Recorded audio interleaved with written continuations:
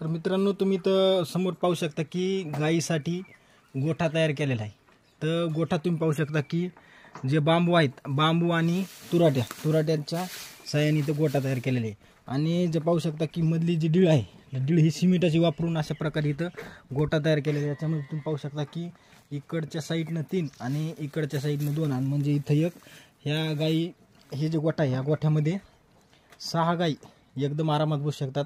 आणि जे गायींच्या खाण्यासाठी तुम्ही पाहू शकता की हे जे सिमेंटाचे जे टाकी आहे, सिमेंटाची टाकीचा वापर केलेला आहे, जेणेकरून चारा वाया जाऊ नये। आणि इकडच्या गाईला जे आहे, जी आपली पाण्याची टाकी असते, ती पाण्याची टाकी कापून अशा प्रकारचे भांडे तयार केलेले आहेत। आणि एकदम कमी खर्चात असा गोठा आपल्याला तयार करता येतो शेळ्यासाठी, बैलासाठी आणि गाईसाठी।